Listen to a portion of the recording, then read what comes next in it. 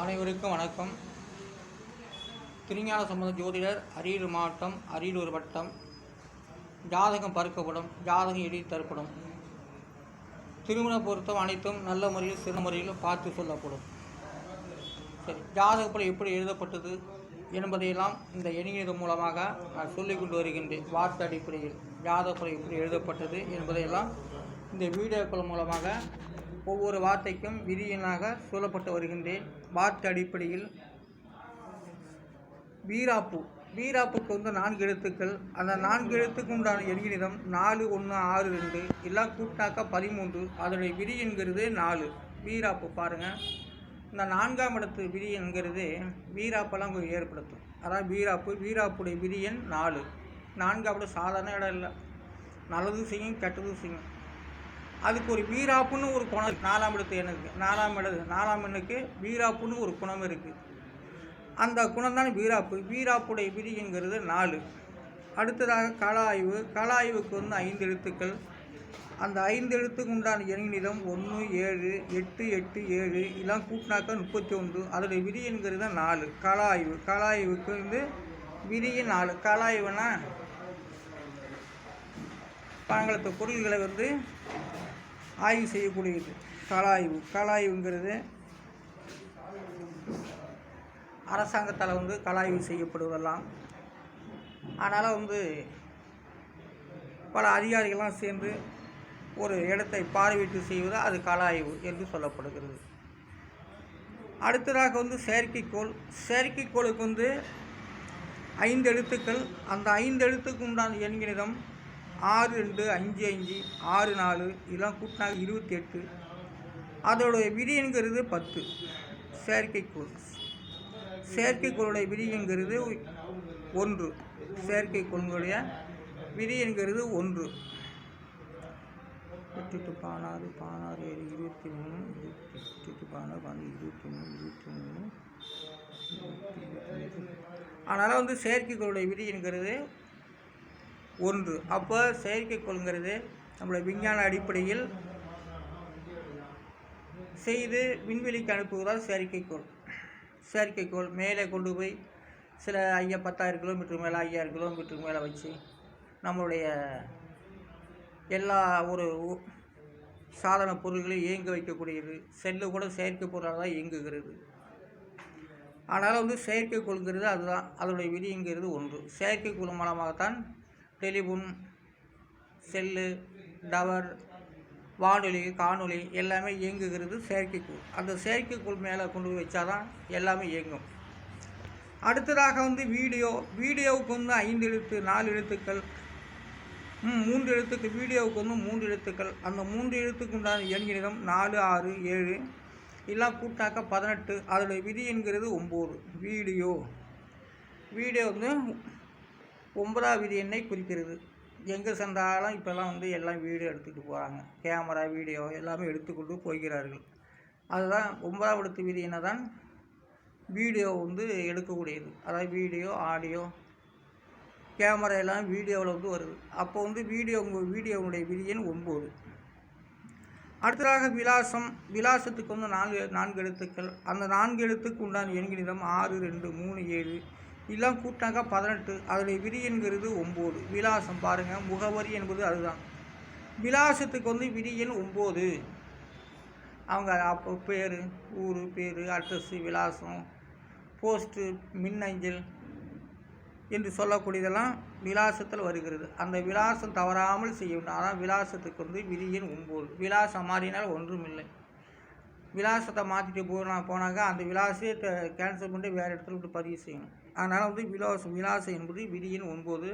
விலாசம் சரியாக இருந்தால்தான் வாழ்க்கைக்கு ஒத்து வரும். இல்லை என்றால் அவர்கள் அவர்களுடைய மனுத்தாக்கள், அவருக்கு பரிசீலிக்கக்கூடிய அத்தனையுமே பொய்யாகிவிடும். ஆனால் விலாசம் சரியாக இருக்க வேண்டும்.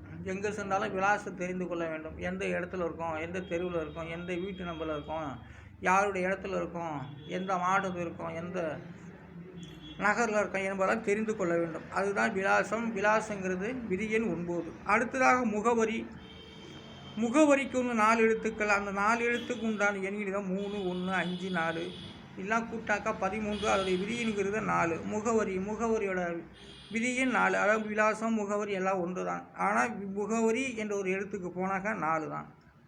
அந்த 4ஆம் இடமும் ஒத்து வருகிறது. அடுத்ததாக மண்டலத்துக்கு வந்து 5 எழுத்துக்கள்.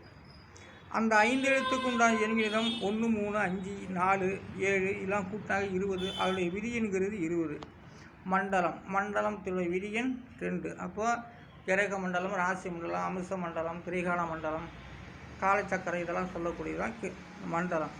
ஆனால் மண்டலம் என்பது பொது கிரகத்துக்கு தான் சொல்லலாம். அதனால் வந்து மண்டலத்துடைய விதி என்கிறது 2. வான்வழி. அடுத்ததாக வந்து வான்வழிக்கு வந்து 4 எழுத்துக்கள். அந்த 4 எழுத்துக்கு உண்டான எண்கணிதம் 3, 6, 5, 7 இதெல்லாம் கூட்டாக 21. அதோடைய விதி என்கிறது 3. அப்போது வான்வழியோட விதி எண் 3. மேலே பறக்கிற விமானம், ஹெலிகாப்டர்கள்லாம் வான்வழி சரியாக இருக்க வேண்டும். அந்த வான்வழிக்கு வந்து சரியான வழி காட்டினாதான் அந்த ஹெலிகாப்டர் விமானங்களாக போக முடியும். கொஞ்சம் வழி மாறினாலே போச்சு. ஆனால் எப்படி வச்சுட்டாலும் அது வந்து வான்வழிக்கு வந்து வான்வழியோட விதி எண் 3. இன்றைக்கி வந்து வான்வழி வச்சுத்தான் ஹெலிகாப்டர், விமானங்கள், ராக்கெட்டுகள், கோள்கள் எல்லாமே போகிறது. அதான் வான்வழியோட விதி எண் 3. அடுத்ததாக வந்து கல்குவாரிக்கு வந்து 5 எழுத்துக்கள். அந்த 5 எழுத்துக்கும் உண்டான எண்ணிடம் 1, 1, 3, 3, 4 இதெல்லாம் கூட்டாக்கா 12. அதோடைய விதி என்கிறது 3. அப்போ கல்குவாரியுடைய விதி எண் 3. கல்குவாரினா கல்லை உடைக்கிறது, மலையை வந்து உடைக்கிறது, அதான் கல்குவாரி. ஆனால் கல்குவாரியுடைய விதி என்கிறது 3. ரொம்ப சாமர்த்தியமாக பார்த்தீங்கன்னா கல்குவாரிக்கெல்லாம் விதி எண் 3 வருகிறது. சமயத்துக்கு வந்து 4 எழுத்துக்கள். அந்த 4 எழுத்துக்கு உண்டான எண்கணிதம் 3, 1, 2, 7 இதெல்லாம் கூட்டாக்கா 13. அதோட விதி என்கிறது 4. சமயம் என்பது அந்தந்த சமயத்தில் செய்யணும். அந்தந்த சமயத்தில் செய்யக்கூடியதை செய்யணும். எது எப்போ செய்யணுமோ அந்த நேரத்தை செய்கிறது தான் சமயம். அதனால் வந்து சமயத்துடைய விதி எண் 4. 4 விதமான சமயங்கள் இருக்கலாம். ஆனால் சமயத்துடைய விதி எண் 4. அடுத்ததாக வந்து மாலத்தீவுக்கு வந்து 5 எழுத்துக்கள். அந்த 5 எழுத்துக்கு உண்டான எண்கணிதம் 8, 4, 4, 6, 7 இதெல்லாம் கூட்டாக 29. அதோடைய விதி என்கிறது 2. மாலத்தீவோடைய விதி எண் 2. மாலத்தீவு கேள்விப்பட்டிருக்கலாம். மாலத்தீவில் என்னென்ன இருக்கோ அத்தனையும் நம்ம பேப்பர் மூலமாக, புத்தகம் மூலமாக படிக்கின்ற பிள்ளைகளுக்கு எல்லாமே மாலத்தீவு தெரியும். அதனால் மாலத்தீவோடைய விதி எண் 2. அடுத்ததாக விதிப்படி என்ற வார்த்தைக்கு வந்து 5 எழுத்துக்கள். அந்த 5 எழுத்துக்கு உண்டான எண்கணிதம் 6, 2, 6, 8, 6, 9, 6 இதெல்லாம் கூட்டாக்க 35. அதோடைய விதி என்கிறது 8. விதிப்படி கொண்டு போய்விடும் 8ஆம் நம்பர். யாருக்கு என்ன விதியோ அதையெல்லாம் 8ஆம்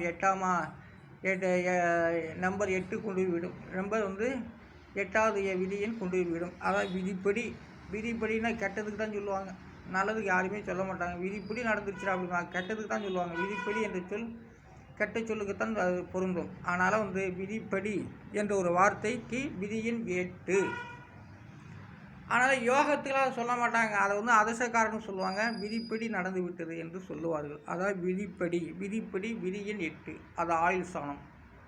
8ஆம் இடம் என்பது ஆயுள் ஸ்தானம். அதோடைய கிரகமும் சரியான பாதையில் தான் அமைகிறது. அதோடைய கிரகமும் நல்ல நிலையில் தான் இருக்கிறது. அதனால் விதிப்படி அதோடைய விதி என்கிறது 8. கிணற்று தவளைக்கு வந்து 7 எழுத்துக்கள். அந்த 7 எழுத்துக்கு உண்டான எண்கணிதம் 2, 6, 5, 1, 7, 5, 2 இதெல்லாம் கூட்டாக 28. அதோடைய விதி என்கிறது 2. அப்போ கிணற்று தவளை விதி எண் 2. கிணற்று தவளைக்கு என்ன தெரியும்? கிணத்துக்குள்ளேயே கத்திக்கிட்டு இருக்க வேண்டியதான். ஏரி தவளைக்கும் கடல் தவளைக்கெல்லாம் அது வந்து பதில் சொல்ல முடியாது. ஏன்னா கிணற்று தவளைலாம் கேள்வி கேட்கும். கடல் தவளை அதை பார்த்து ஒன்றும் சொல்லாது. நீ கிணற்றுக்குள்ளே இருந்துட்டு கேள்வி கேட்குற, நாங்கள் கடலில் இருந்துட்டு உலகத்தையே நாங்கள் சுற்றி அடித்து வரோம், நாங்கள் அதை உலகத்தை பற்றி எங்களுக்கு தெரியும். ஆனால் அந்த கிணற்று தவளை ரொம்ப கேள்விலாம் கேட்டு கடல் தவளைக்கும் ஏரி தவளைக்கும் கேள்வி கேட்கும். ஆனால் அவைகளை வந்து பார்த்து கிணற்று தவளையை பார்த்து நீ கிணற்றுல தான் இருக்க, உனக்கு உலகத்தை பற்றி உனக்கு ஒன்றும் தெரியாது என்று சொல்லும். மற்ற தவளைகள் ஏரி தவளை, கடல் தவளை இதையெல்லாம் வந்து கிணற்று தவளைக்கிட்ட பதில் சொல்லிகிட்டு இருக்கோம். இருந்தாலும் கிணற்று தவளைக்கு வந்து புத்தி கிடையாது. கடல் தவளை, ஏரி தவளைக்கு உள்ள ஒரு புத்தி கிணற்று தவளைக்கு கிடையாது. ஆனாலும் வந்து கிணற்று தவளையுடைய விதி எண் 2. கடல் தவளைக்கு வந்து 6 எழுத்துக்கள். அந்த 6 எழுத்துக்கு உண்டான எண்கணிதம் 1 5 1 7 5 2 எல்லாம் கூட்டாக 21. அதோடைய விதி என்கிறது 3. அப்போது கடல் தவளையுடைய விதி எண் 2. கிணற்று தவளைக்கு வந்து விதி எண் 2. ஒரு புடி கடல் தவளைக்கு வந்து விதி எண் 3. அடுத்ததாக வந்து கெஞ்சிக்கு வந்து 3 எழுத்து. அந்த 3 எழுத்துக்கு உண்டான எண்கணிதம் 4 1 4 எல்லாம் கூட்டாக்க 9. அதோடைய விதி என்கிறது விதி 9. அப்போ கெஞ்சி வாதாடுறது, கெஞ்சுறது, 10 ரூபாய்க்கு கெஞ்சுறது, லட்ச ரூபாய்க்கு கெஞ்சுறது, எனக்கு விசா எடுத்து கொடுங்கிறது, எனக்கு அதை செஞ்சு கொடு, இது செஞ்சு, அதான் கெஞ்சியோட விதி எண் 9. ஆனால் ஜாதக பலன் எப்படி எழுதப்பட்டது என்பதையெல்லாம் இந்த வீடியோக்கள் மூலமாக, யூடியூப் மூலமாக நான் சொல்லி கொண்டு வருகின்றேன். ஜாதக பலன் வார்த்தை அடிப்படையில் எண்ணும் எழுத்தும் வைத்து தான் ஜாதக பலன் எழுதப்பட்டு உள்ளது. ஆனாலும் வந்து மேற்கொண்டு கிரக ரீதி இப்படியும் ஆய்வு செய்து பலன்கள் எழுதியிருக்கலாம். அதையும் நம்ப தயாராக இருக்கின்றேன். ஆனாலும் வந்து இந்த எண்ணும் எழுத்தும் தமிழுக்கு 240 எழுத்து. அந்த 240 எழுத்துக்கு உண்டான எண்ணியத்தை இந்த வீடியோக்கள் மேலே சொல்லி கொண்டு வருகின்றேன். நன்றி, வணக்கம்.